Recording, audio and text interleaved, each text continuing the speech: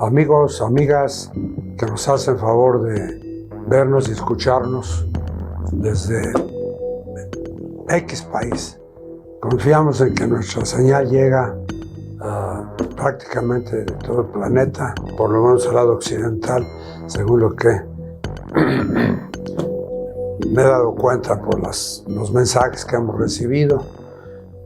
Y amigos que han andado allá hasta por Groenlandia y nos han contestado, han recibido la señal. Y es muy bueno porque la idea de nosotros es divulgar la cultura, la verdad, el origen de la humanidad. Hoy es nuestro último programa de este libro, La Atlántida, referente a la Atlántida. Y de los imperios de la Atlántida, los que generaron.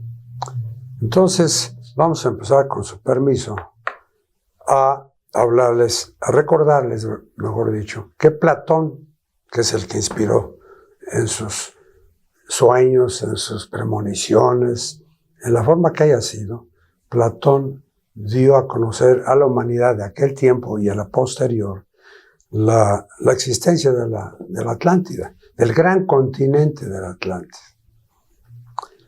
Recordemos que Platón fue un filósofo griego, discípulo de Sócrates y maestro de Aristóteles. Aristóteles fue aquel que en Roma tuvo un papel a un político, ¿no? Él fue el maestro de uno de los emperadores, si no mal recuerdo, el primer emperador, que fue Claudio. Bueno, después de esto vamos a dar una breve explicación el por qué terminamos este capítulo. Lo terminamos para seguir con otro capítulo de la historia prohibida de la humanidad, que es nuestro tema principal, dentro del cual hay muchos elementos.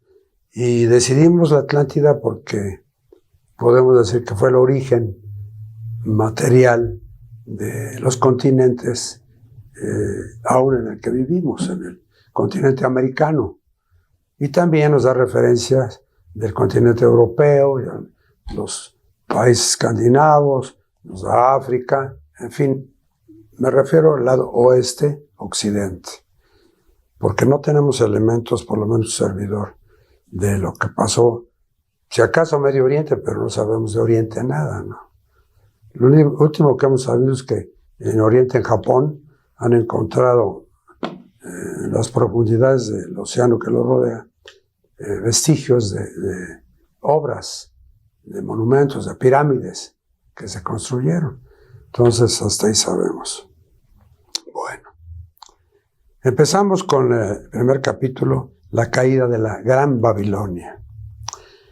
En la alegoría bíblica, Babilonia se refiere a un sistema religioso falso que se opone a Dios. Ya vamos a ver más adelante por qué se llegó a esta conclusión.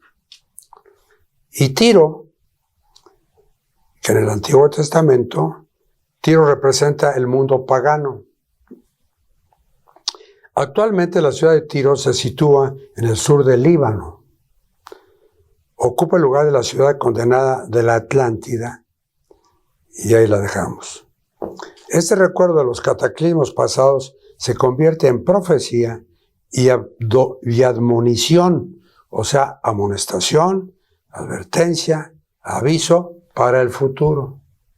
Tomémoslo muy en cuenta. Así, en el libro del Apocalipsis, que fue el último libro del Nuevo Testamento de la Biblia, un ángel invita al profeta a ser testigo del destino de la Gran Babilonia.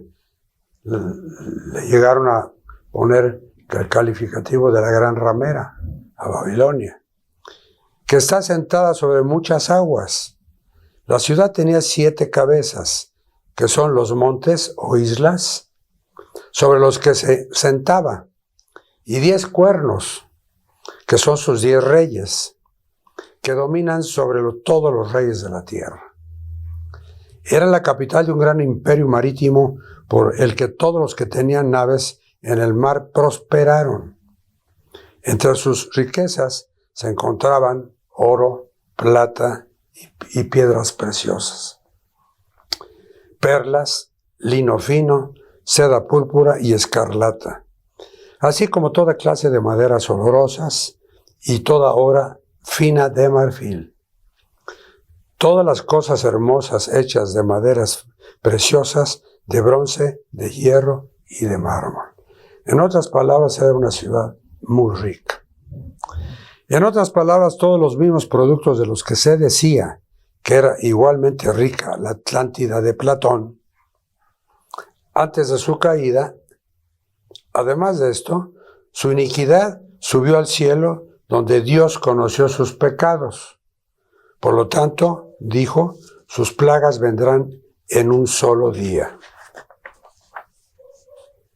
Esto es metafórico en gran parte, pero la mayor parte fue, según Platón, fue cierto. El agente de la destrucción de la Atlántida Babilonia, según el Apocalipsis, fue una estrella del cielo, un gran dragón de fuego que cayó en el océano, todo en llamas, como una gran lámpara. Su cola oscureció una tercera parte de las estrellas, que comenzaron a caer hacia la tierra, haciendo que todas las montañas e islas fueran desprendidas de sus lugares de apoyo. Después de esto leemos, la gran ciudad cayó en 3 partes, y las ciudades de las otras naciones se derrumbaron. Todas las islas desaparecieron y sus montañas desaparecieron. Los paralelos entre la caída de la Gran Babilonia en el libro del Apocalipsis y la Atlántida de Platón son demasiado obvios. Como hombre versado en griego, el autor del Apocalipsis, el apóstol Juan, seguramente conocía las obras de Platón. Sin embargo, también hay un paralelo más obvio en el Antiguo Testamento para este relato. El libro de Ezequiel.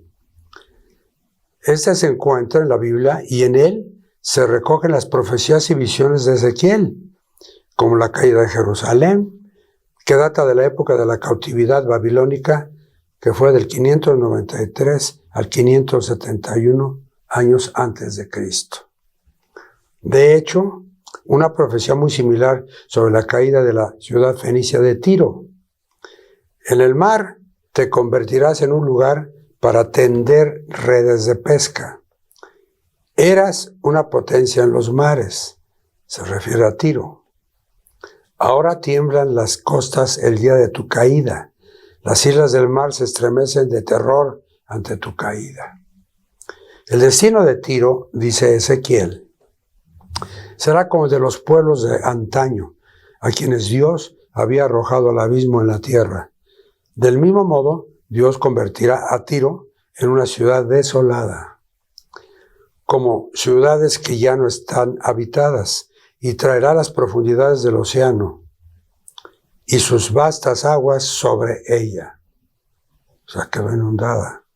De modo que Tiro no existirá más, será buscada, pero nunca será hallada. Su destino vendrá de en medio de las piedras de fuego. Tanto Tiro como la Atlántida son descritas como ciudades fabulosamente ricas, sedes de grandes potencias marítimas. En el corazón de los mares, al igual que la Atlántida, se dice que Tiro corrompió su sabiduría a causa de su esplendor. Y según Ezequiel, los reyes de Tiro se habían vuelto violentos y corruptos a causa de su riqueza, y en su arrogancia se creían iguales a Dios.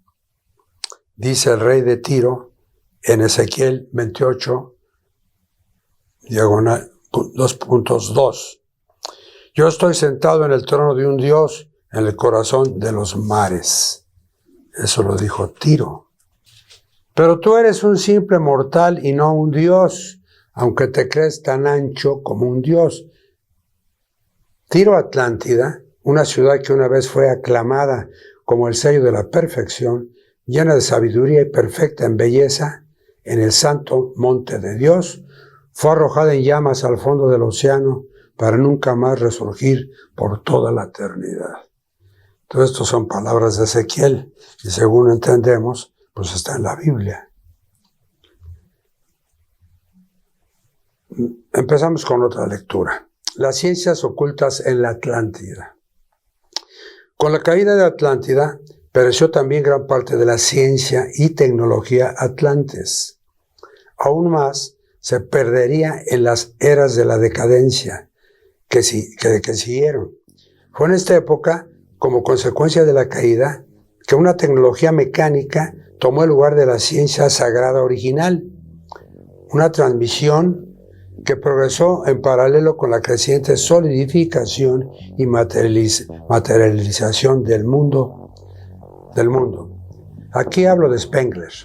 Recuerden que la vez pasada hablamos bastante de Oswald Spengler, el gran historiador alemán, que predijo la decadencia de Occidente. Y aquí quiero hacer mención para hacerles un recordatorio de lo que dijo Spengler. Spengler dijo: cultura es igual a espíritu sobre técnica. Y civilización es al revés, es técnica sobre espíritu. Y pues eso sucedió y ha seguido sucediendo antes de Cristo con estas ciudades y después de Cristo en la actualidad, todo el siglo XX. La literatura esotérica contiene numerosas referencias a las maravillas de la tecnología atlante, incluyendo varias formas sofisticadas de transporte aéreo y submarino, metales y aleaciones desconocidas, el uso de cristales como fuente de energía e incluso la energía nuclear empleada tanto para aplicaciones militares como civiles. Fíjense de qué tiempo estamos hablando. Ya existía todo eso. Sí, la Atlántida también es recordada como la cuna de todo lo que podemos llamar conocimiento oculto y esotérico. En gran medida, debido al dominio de los atlantes de la llamada fuerza vital. Los atlantes fueron, según el ocultista y esoterista austriaco Rudolf Steiner, de 1861 a 1925, los primeros en descubrir cómo convertir la fuerza vital en un poder aplicable a fines técnicos por el cual se lograron tantos de los aparentes milagros atribuidos a la ciencia atlante. Steiner escribió que era un poder inmanente, o sea, inseparable, en todos los seres vivos, que se manifestaba a través de los procesos de germinación y crecimiento.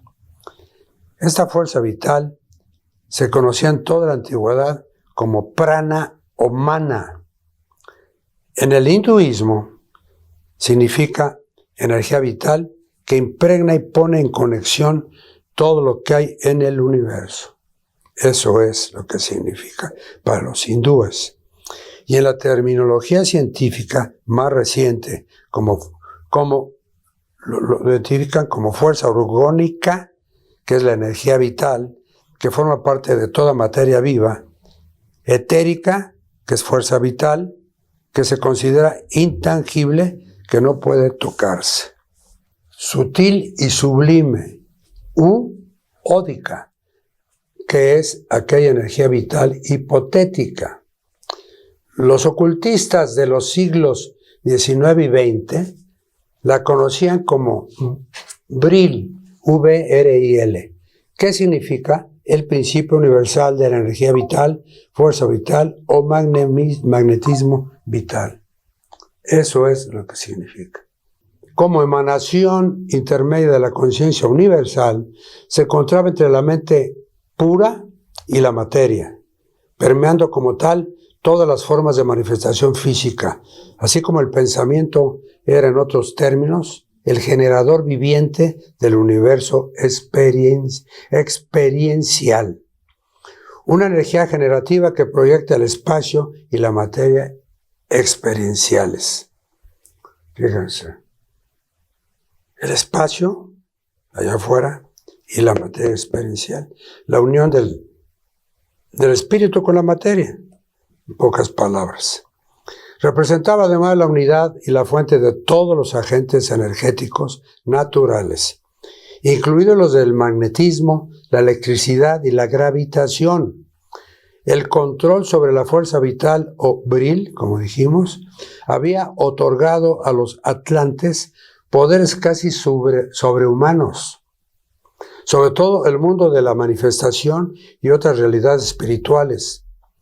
Gracias al poder del Vril, los atlantes podían controlar el clima, manipular la materia, invertir la gravedad e incluso afectar el flujo local del tiempo.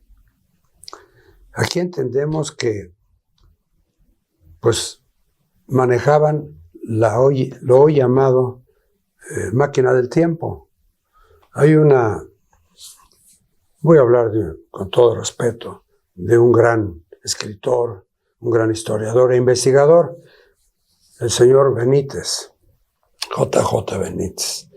Él en sus libros ha hablado mucho de esta experiencia, de manejar el tiempo, venir de estar de este tiempo actual y regresarse hasta miles de años, ¿no? Y viceversa para el otro lado. Bueno, pues aquí nos está diciendo este autor que los atlantes ya lo manejaban, ¿no? Ya lo manejaban, el poder del tiempo. Por eso habla que tenían poderes casi sobrenaturales. Bueno. También proporcionaba energía ilimitada para accionar todo tipo de aparatos mecánicos. O sea que para ellos no había secretos técnicos. Todo lo manejaban.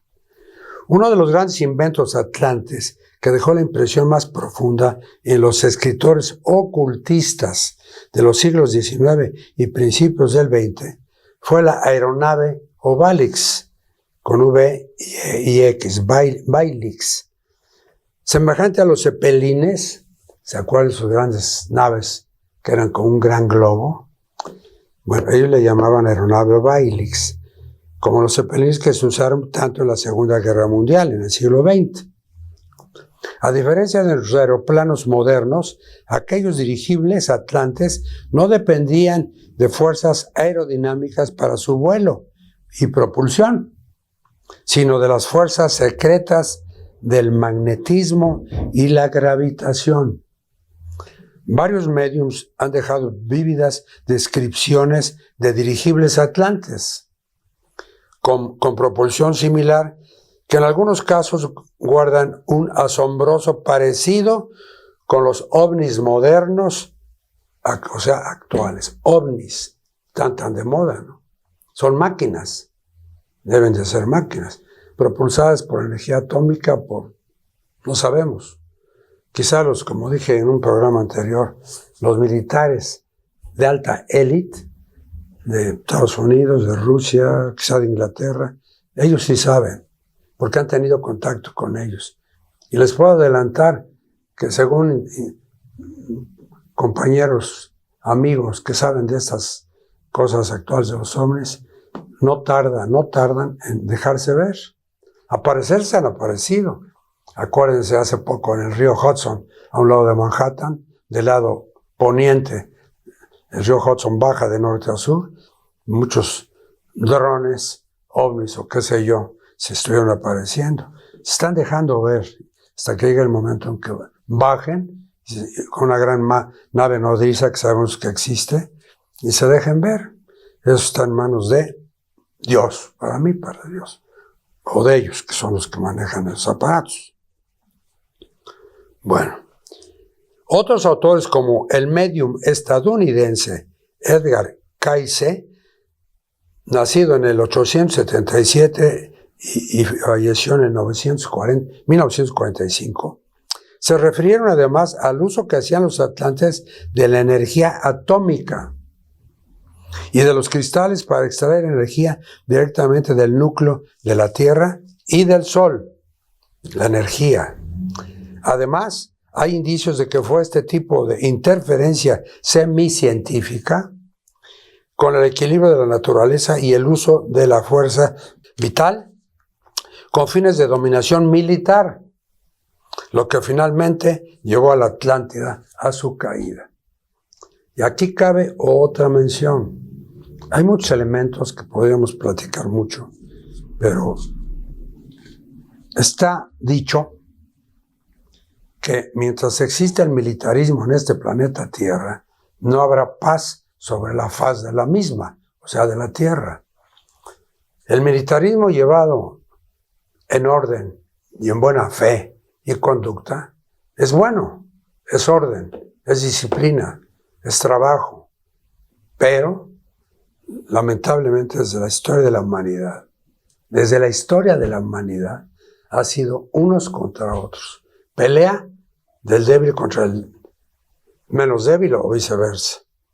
Y hablamos de la guerra de Troya y hablamos de lo que quieran hablar, aún de estas últimas guerras del siglo XX, y digo guerras, no más una.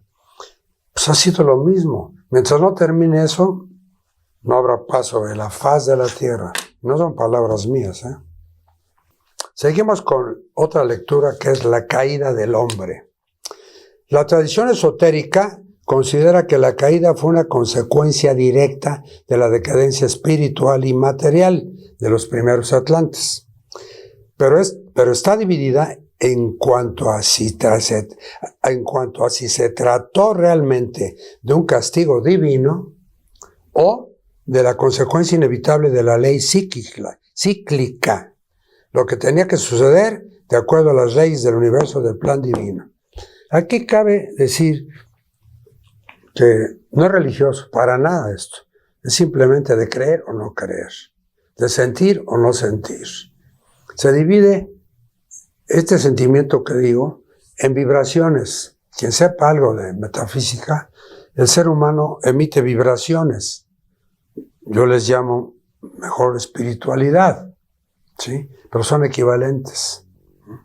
Y hay inclusive personas aquí cerca de esta ciudad, que manejan metafísicos, que manejan mucho la vibración, la miden en cada individuo y en alguna forma también miden la espiritualidad.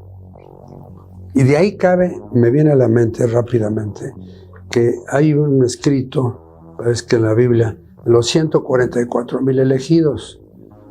Quizá no sean exactamente 144, pueden ser 150, 160 o 130, no sé. Pero esos seres elegidos están llamados a enderezar, diría yo, a los seres humanos. Porque ya basta de guerras, ya basta de envidias, ya basta de problemas entre humanos. ¿Qué vino a decir Jesús el Cristo? Vino a decir, en la época de Piscis, que era una época muy difícil, de mentira, de falsedad, de traición, de muchas cosas negativas, cosas del universo, y vino a querer, y con todo respeto, ya estoy hablando de cosas muy, muy espirituales y muy profundas, pero vino a intentar enderezar a esta humanidad y lamentablemente no lo logró. La muestra que para su servidor es más evidente es lo que sucedió en el templo de Jerusalén con los cambiamonedas, que es un ejemplo nada más de las transacciones y de la forma de actuar, de pensar y de actuar de aquellos señores israelitas de aquel tiempo. Pero la verdad es la verdad histórica. Entonces, existe un plan divino. ¿Por qué hay plan divino? Porque aquel ser, materia, espíritu, intangible, creador de todas las cosas, visibles e invisibles, creador del universo, ese ser, esa energía, llámenle como quieran, planteó alguna vez, existe un plan divino que son las leyes del universo. Y si no las cumplen, no podemos hablar de otros planetas porque solo de uno sí, de Nibiru, que ya platicaremos de él y de sus habitantes que fueron los Anunnakis, Ya hablaremos en su tiempo de él. Entonces, salvo ese planeta Nibiru, por lo menos su servidor y los libros que he leído no hablan de otros. Bueno, pero existen las leyes del universo, del plan divino. Desde un punto de vista espiritual, la caída podría equipararse a una pérdida de la divinidad, una caída en la materia y el materialismo. Desde un punto de vista cosmológico, también marcó la transición de la edad de oro a la edad de plata. Bueno, pues aquí hago un pequeño paréntesis. Se habla mucho de esoterismo, que la tradición esotérica, que la esotérica. Vamos a hablar por aquí de una rusa muy famosa. Les recuerdo que esoterismo es todo aquello que existe o existió, pero que no es ni fue probado. Así. Pero existió. Entonces, hay estudiosos que dan fe y pruebas de que ese esoterismo llamado sí existió. Ahí lo dejamos a su propio entendimiento y discernimiento. Decía, desde un punto de vista espiritual, la caída podría equipararse a una pérdida de divinidad, de la divinidad, una caída en la materia y el materialismo, desde un punto de vista cosmológico, y también marcó la transición de la edad de oro a la edad de plata. Pues sí, vamos a decir que oro, plata, hierro, cobre, etc. Voy bajando. Eso lo manifestaban mucho en los materiales que cubrían las murallas de Atlántida.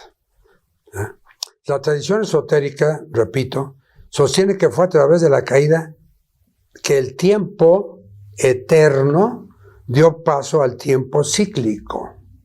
Ciclos diferentes. Se nos dice que antes de la caída, la Tierra giraba verticalmente sobre su eje. ¿Sí? Por lo que no existían estaciones, porque la Tierra, al moverse y su rotación, pues está más lejos o más cerca del Sol, de la línea misma. Entonces, esos equinoccios, creo les llaman, provocan estos fenómenos. Y aquí dice que no. Giraba verticalmente sobre su eje. Por lo que no existían estaciones de verano ni de invierno, sino que todo el planeta disfrutaba de una eterna primavera. Además, el sol nunca se ponía en los polos, sino que siempre era visible unos pocos grados por encima del horizonte. Pues aquí está el sol, o aquí está el sol. Si no se movía, pues pegaba constantemente, daba vueltas. Pero los polos, que por cierto dice que son chatos, pues nunca les llevaba la luz del sol y el calor mismo que produce. Bueno, entramos a otra lectura que es la magia negra. Interesante. Entre los que consideraban la caída como consecuencia de la propia decadencia espiritual y material de los atlantes, Platón la atribuía a la prevalencia, o sea, una enfermedad de los elementos humanos sobre los divinos. De modo similar, para la escritora y teósofa rusa Blavatsky, hemos hablado mucho en estos programas de ella, que nació del 1831 al 1891, fue la brujería la que llevó a la Atlántida a su caída. Los atlantes se convirtieron así en los primeros sacrificadores al dios de la materia, adorando sus cuerpos y sus propias creaciones. El engrandecimiento personal, la consecución de riquezas y autoridad se convirtieron en el único propósito de sus existencias terrenales. Creo que nos entendemos perfectamente con esta época actual. Bueno, no actual, siglos atrás. Edad Media. ¿Qué interesaba en la Edad Media? El poder. ¿El poder basado qué? En el oro. ¿Y qué daba el oro? Ejércitos, mercenarios, etc. Entonces el oro fue el metal divino más caro que lastimó tanto a la humanidad. Dejaron de utilizar sus facultades y poderes de acuerdo con las leyes hechas por sus gobernantes divinos. Escribió el historiador escocés Scott Elliot. 1849-1919, como consecuencia de lo cual se rompió su conexión con la jerarquía oculta, que era la que les daban lo espiritual. Para este autor, repito, Scott Elliot, la causa de la caída de la Atlántida fue la maldad de su gente, que blasfemaba contra los dioses. Eran en aquel tiempo, no era uno, eran varios. Y practicaba las ciencias oscuras. De manera similar, según el autor y erudito esotérico que fue miembro de la Sociedad Teosófica de Inglaterra, J.S. Gordon, de 1946 a 2013, fue la brujería la que llevó a la caída de la Atlántida a través de una especie de interferencia semicientífica en el equilibrio de la naturaleza. Aquí caemos en lo actual, en el llamado Deep State, o sea, estado profundo. Explicar quiénes son. Bueno, el Deep State lo pongo como esta regla. Se dice, como todo en el mundo, como dice la matemática, el punto más cerca, el elemento más cercano de un punto a otro es la recta, ¿sí? Y viene una experiencia de Einstein con sus fórmulas y todo eso dibujó, pero la teoría de la relatividad. ¿Qué es la relatividad? Lo relativo. ¿Qué quiere decir? Que es un espacio y un tiempo, o muchos tiempos. Entonces, un día, el ser divino, vuelvo con el respeto a todas las creencias, que yo en lo personal le llamo Dios. ¿Para qué? Jehová, tantos nombres que eran. Bueno, yo le llamo Dios. Un día, con un soplo divino, hay que usar la metáfora para entender, si no, no se puede. Inició y dijo, inicies este inicio. Y Einstein, con todas sus fórmulas, repito, lo trató o lo explicó, no sé, no soy matemático. Pero empezó aquí y tuvo, ¿qué inició? El espacio, este es el espacio. Entonces, diferentes tiempos, infinitesimales quizá, llegó a un final. Y estamos ya por aquí, Por aquí andamos ya. Entonces, esta es lo que dice más o menos este hombre, la jerarquía oculta. Y dice Scott Elliot que blasfemaron contra los dioses, que era nada más uno, pero no lo sabían, tenían varios. Y que la Sociedad Teosófica de Inglaterra, bueno, perdónenme, el señor habla de J.S. Gordon, que murió en el 2013, fue miembro de la Sociedad Teosófica de Inglaterra, y dijo, fue la brujería la que llevó a la caída de la Atlántida a través de una interferencia. Y ya llegamos a todo esto, al Deep State. Bueno, una vez medio explicado esto, se dice que la magia misma se practicaba en la Atlántida. Escribió la ocultista Elena Blavatsky, la rusa, de maneras tan limpias que desde entonces se ha vuelto necesario para la raza posterior correr un espeso velo sobre las prácticas que se usaban para obtener los llamados efectos mágicos en los planos psíquico y físico. Aquí quiero hacer un paréntesis rápido. Psíquico y físico, dice. La PSI es comparable, yo diría superior, la PSI, psicología, que hablamos la otra plática de este hombre del siglo XIX, Sigmund Freud, que descubrió la PSI, psicología. Ya hablé de un mexicano, el doctor Salvador Roque Pérez, que descubrió la técnica de la psique, PSI, que es más profundo, más deep, y llega a las entrañas de la mente humana, que es donde se guarda. Uno puede perdonar. Según la psicología, el tratamiento, etcétera, del psiquiatra, puede perdonar, llegar a un momento de perdonar. Pero la psique, que es más, no olvida, no puedo olvidar. Y ese es ese elemento, la psique. Bueno, entonces aquí estos cuates hablan de eso, ¿no? La usaban para obtener los llamados efectos mágicos en los planos psíquico y físico. Pues yo al físico le llamo psicología. Bueno, fue solo en la época de la cuarta subraza con Z, Turania, raza turca o tártara, cuando la decadencia realmente se instaló y surgieron los dos bandos opuestos, para variar, ¿no? Más o menos positivo o negativo, a los que el médium estadounidense Edgar Cayce, C-A-Y-C-E, Cayce, llamó los hijos de la ley del uno y los hijos de Belial. Belial es un nombre más que le dan a Satanás. Fueron estos últimos seguidores de las artes negras quienes, motivados exclusivamente por pensamientos y deseos materiales, se levantaron en rebelión y expulsaron al emperador blanco de su capital, la ciudad de las Puertas Doradas. Eran una raza, continúa Scott Elliot, adicta a las artes negras, hasta que culminó en la inevitable catástrofe, que en gran medida purificó la tierra del monstruoso mal.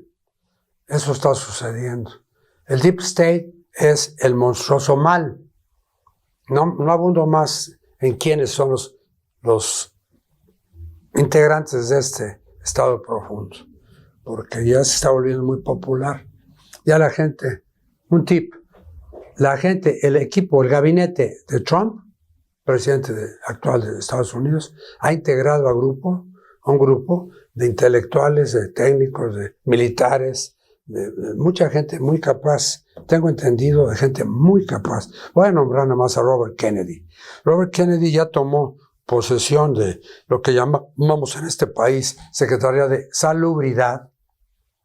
Ya tomó posesión y está investigando a todos los laboratorios que produjeron el COVID, la vacuna que enfermó a tantos. Tengo conocimiento de un joven militar graduado en West Point, estudiante de ingeniería aeroespacial, un tipazo.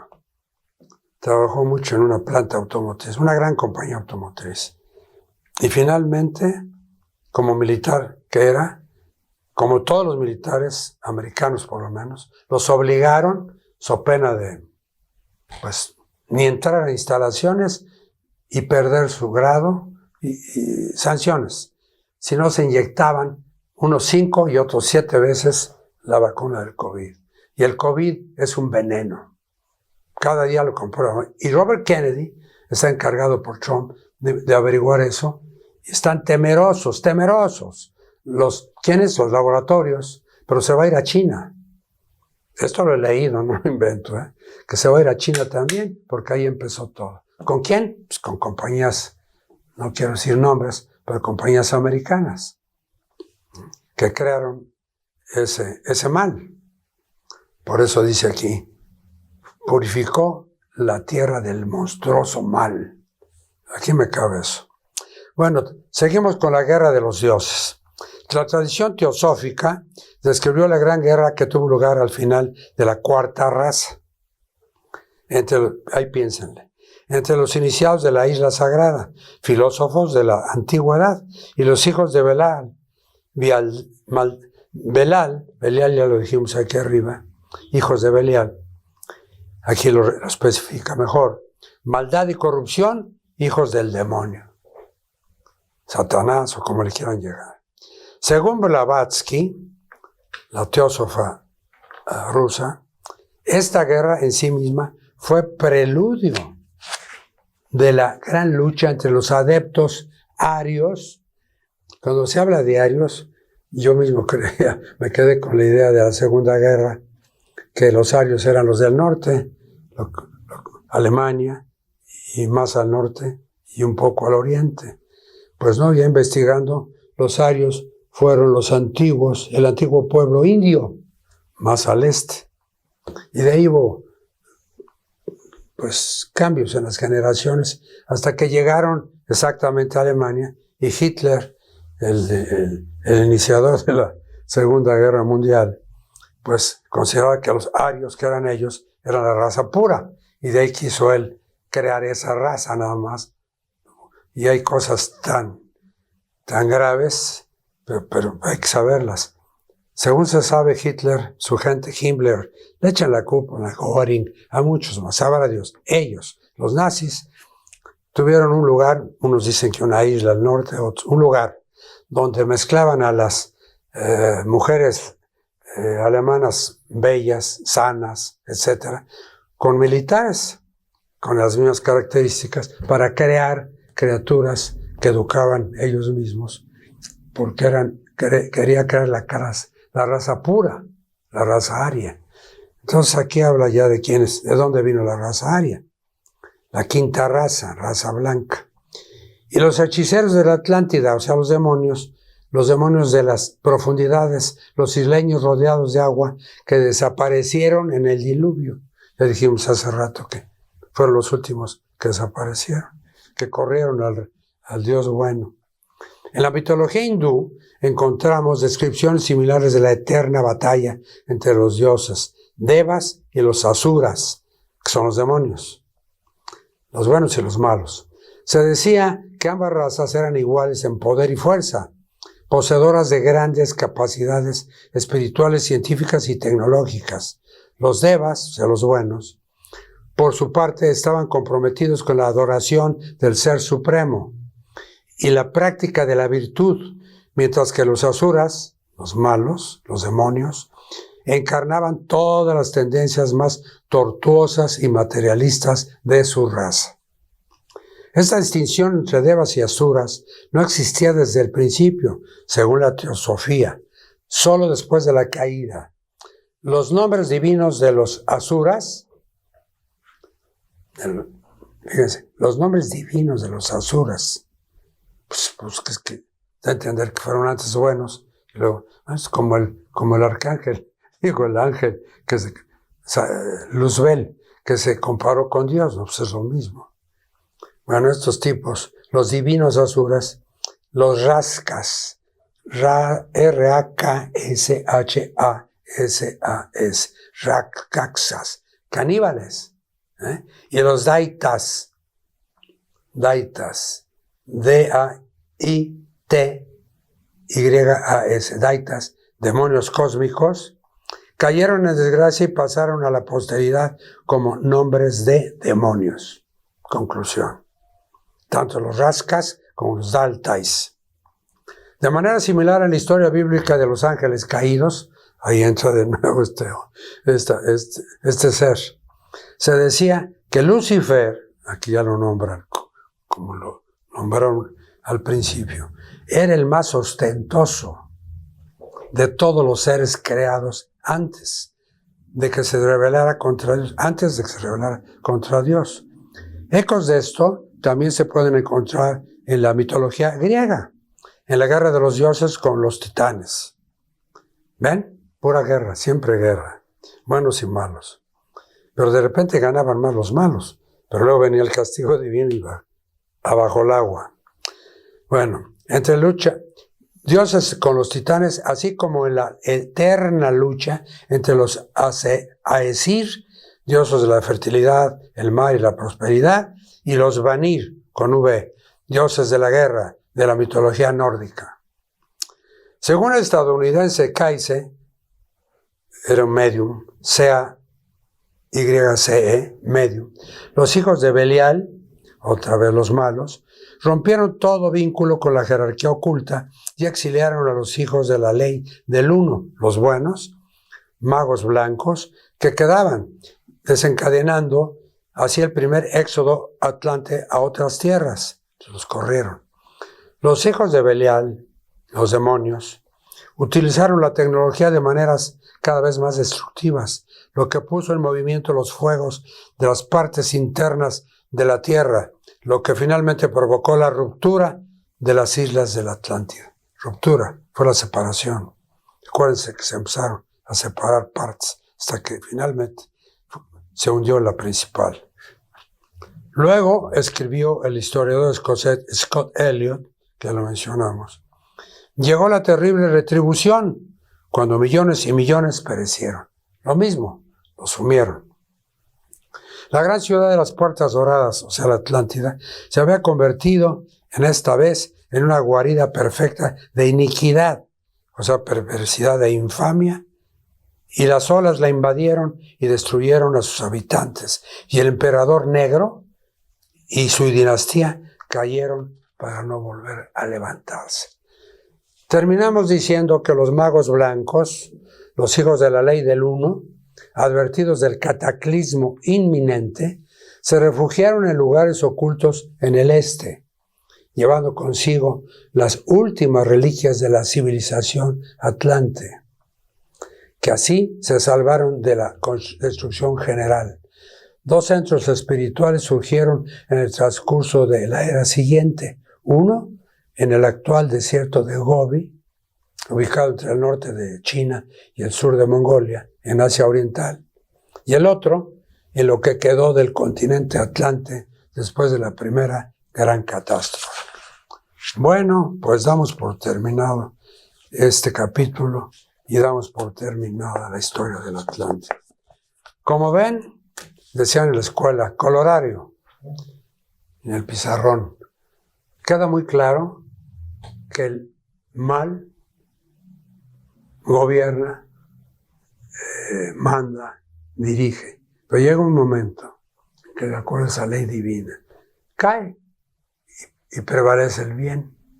Entonces, pues estamos en ese tiempo. Afortunadamente, estamos en ese tiempo. A muchos seres humanos en la actualidad en el planeta Tierra les parecerá mal algunas cosas. Pues sí tiene cosas malas, pero la mayor parte es para bien de la humanidad. Bueno, pues por hoy nos despedimos. Esperamos encontrarnos nuevamente ya en otro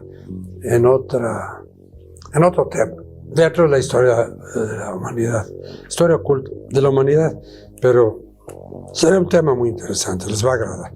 Mucho gusto por hoy, muchas gracias por tu atención, por los errores, por las confusiones que suceden, pero no es disculpa, pero soy ser humano y tengo mis errores. Muchas gracias y hasta la próxima.